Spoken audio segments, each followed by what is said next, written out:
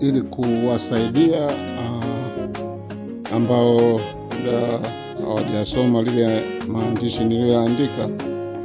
Naomba nisimulie kidogo juu ya hiyo historia ya mchakato wa hoja ya wanawake kuamliwa katika daraja takatifu la ushemasi na ukasisi. Sio kwamba ni hoja ya muda mfupi, wala sio kwamba sasa ndio inajadiliwa. Hoja hii imejadiliwa katika kanisa hapa duniani kwa ujumla wake kwa miaka mingi. Kanisa Anglikano ulimwenguni limejadili kwa kina katika mikutano na makongamano yake mengi kwa siku nyingi, wakizungumzia ordination of women in the Anglican Communion. Kwenye primates meetings, Lambeth Conference, Anglican Consultative Council Bishops meetings, ya ordination ya wanawake imekuwa ni hoja ambayo imejadiliwa sana, mara nyingi sana. Kwa mfano, mwaka 2010 tulikuwa na diocese 28 kulikuwa na majimbo 28 kati ya majimbo 38 ya Anglikana ambayo tayari yalikubali huduma ya wanawake kuwa makasisi, na madiocese 17 yaliondoa vikwazo vyovyote vile kwa huduma ya wanawake kuwa maaskofu. Katika kanisa Anglikana Tanzania hoja hii ilishajadiliwa sana, hata ikawekewa msimamo kwa hoja hii kwenye madiocese mbalimbali. Diocese kwa mfano ya kwetu na madiocese mengine walishirikishwa makasisi, waumini wote katika kutafakari na hatimaye kuweka msimamo. Sasa hoja hii ilishazungumzwa sana, na kwenye kanisa kwa mfano ni miaka mingi yako madiocese yalishakubali wanawake. Kwa mfano diocese moja wapo ilimwamuru Kasisi Florence Lee Tim-Oy, ambaye aliamliwa mwaka 1944 na Askofu Ronald Hall wa Victoria, Hong Kong, China. Mwaka 1944 hiyo diocese ilisha amru ya Victoria, Hong Kong amru tayari mwanamke. Mwaka 1971 Jane Huang na Joyce Barnett waliamuliwa kuwa makasisi na Askofu Gilbert Baker. Mwaka 74 wanawake 11 waliamuliwa kuwa makasisi huko Philadelphia na Pennsylvania, USA. Mwaka 75 wanawake 4 waliamuliwa huko Washington. 4 waliamuliwa huko Washington DC. Mwaka 1975 sinodi ya Canada ilikubali wanawake waamliwe. Wanawake 6 waliamliwa. Mwaka 1992 Church of England waliidhinisha wanawake waamliwe, na mwaka 1994 waliwaamuru wanawake kuwa makasisi. Sasa hiyo ndio Uingereza, ni mwaka 1994.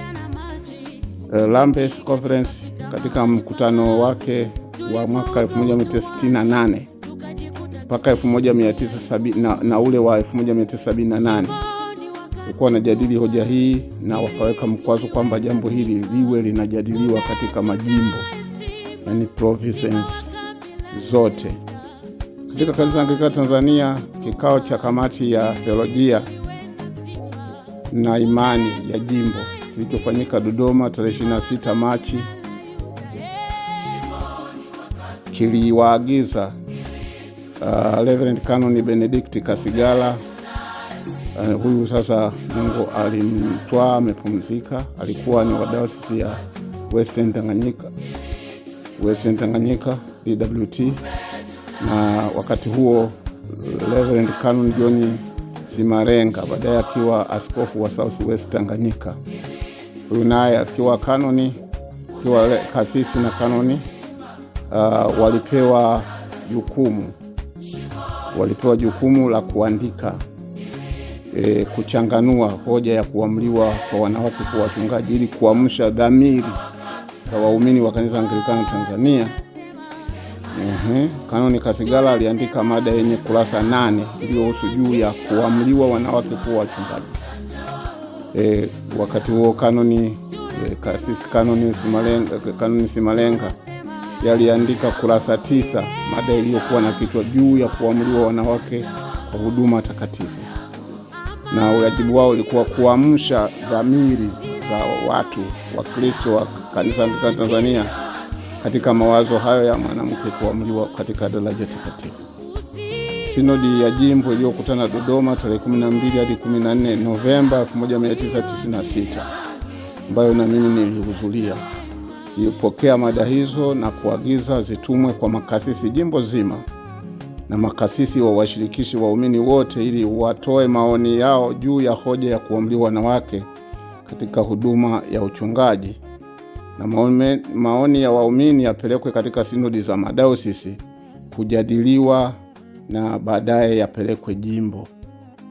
Kwa hiyo kwa mfano dayosisi yetu ya Morogoro yenyewe nayo ilipokea hizo mada zilizoandikwa 2 na ilizisambaza kwa makasisi katika parishi zote, na naamini jimbo zima kila dayosisi walipewa wakasambaza. Na Morogoro katika sinodi ya mwaka 1998, sinodi ya 9 ya dayosisi ya Morogoro iliyofanyika kanisa la Mariamu Mtakatifu Berega, katika mkutano wa siku hizo 3 tarehe 6 Novemba saa 5 asubuhi, hoja iliwasilishwa, na katika majadiliano ilionekana kumbe walei wengi walikuwa hawakushirikishwa zile mada zilizotoka jimbo. Hivyo azimio liliwekwa kama ifuatavyo, na nukuu: kwa kuwa walei hawakushirikishwa na kutoa maoni yao, sinodi inaruhusu halmashauri ya dayosisi ishughulikie hoja hii baada ya walei kuhusishwa. Mwisho wa kunukuu. Kwa hiyo halmashauri ya dayosisi ilianza kushughulikia hoja hiyo iliyokasimiwa na sinodi. Katika kikao cha halmashauri ya dayosisi ya Morogoro kilichofanyika tarehe 25 hadi 26 Februari 1999, halmashauri iliagiza makasisi wote waandikiwe barua ili wawashirikishe walei wajadili hoja ya kuamriwa wanawake kuwa wachungaji na kuwa wachungaji ni kwa daraja takatifu la ushemasi na ukasisi. Na makasisi hawakutakiwa kuongoza hoja hiyo, majadiliano hayo, bali walei walichagua mwenyekiti na katibu wao ili kuongoza majadiliano yao. Parishi zilijadili na kupeleka mawazo ya waumini kwenye halmashauri ya dayosisi. Katika maoni yaliyotoka katika parishi nyingi zilisema, wakati bado, tuvute subira, tumsikilize Roho juu ya jambo hili, Roho Mtakatifu juu ya jambo hili, tuache wengine waanze, tujifunze kwao, na wengine walikataa. Parishi chache hazikuleta maoni. Dayosisi yetu ilipeleka mawazo yaliyopokelewa na yaliyopitishwa kwenye sinodi huko jimbo. Sasa jimbo, hoja ya kuamriwa wanawake yenyewe inahusu imani na taratibu, na kwa msingi huo ni hoja ambayo ilihitaji makubaliano ya jimbo zima. Hivyo sinodi ya 11 ya jimbo iliyofanyika katika ukumbi wa CCT Dodoma tarehe 27 mpaka 29 Oktoba 1999, katika agenda namba 25 ya mwaka 1999, katibu mkuu aliwasilisha agenda ambayo ilikuwa ni mara ya pili kuletwa. Wajumbe walijadili hoja hiyo kwa nyumba, na kisha sinodi ikatoa maamuzi au msimamo wa jimbo juu ya hoja hii. Sasa taarifa, yani watu walipewa kila nyumba wakajadili peke yao. Kwa nyumba ya makasisi walikuwa 27, 14 walisema hapana, na 11 walisema wakati bado, na kasisi mmoja alikuwa neutral, hakukataa wala hakukubali, na mmoja aliguna. Nyumba ya walei walisema kwa vile suala hili lina mgogoro, sinodi itamke, madayosisi yaliyo tayari yaendelee na yale yasiyo tayari yaache. Nyumba ya maaskofu walikuwa 11 wakati ule. Walisema walio wengi, jimbo haliko tayari kuwawekea wanawake kuwa mashemasi na makasisi. Hata hivyo, kwa wale walio tayari waendelee, isipokuwa wawekewe utaratibu wa kanuni za kufuatwa ili kutekeleza jambo hili. Maaskofu 5 walipiga kula, maaskofu 5 walisema hapana. Maaskofu 5 walisema wakati bado. Askofu mmoja alisema ndio. Bila shaka utaelewa huyu askofu alikuwa ni nani, kwa sababu huyu ndiye alikuwa ameleta changamoto kubwa. Kama atakumbukwa katika jimbo la Tanzania, yeye basi ndio askofu wa kwanza aliyechochea sana hata madayosisi mengine kuanza kuweka wanawake, kuwakubali wanawake katika daraja takatifu.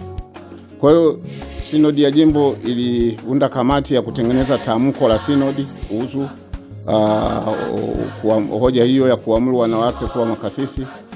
Msimamo wa Kanisa Anglikana Tanzania kuhusu kuamuru wanawake kuwa wachungaji, azimio lilikuwa hivi: kwa kuwa sehemu kubwa ya jimbo bado haijakubali kuamuru wanawake kuwa mashemasi na makasisi, na kwa kuwa kuna dayosisi iliyo tayari, maana yake hiyo dayosisi ilikuwa DCT, sinodi inaagiza kwamba dayosisi iliyo tayari inaweza kuwaamuru wanawake kuwa makasisi na mashemasi kwa kufuata utaratibu utakaowekwa na nyumba ya maaskofu.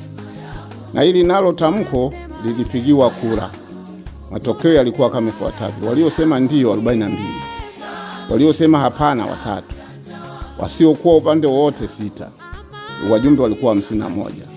Hivyo ndivyo ilivyopitishwa tamko hilo, na huo ndio msimamo wa Kanisa Anglikana Tanzania kuhusu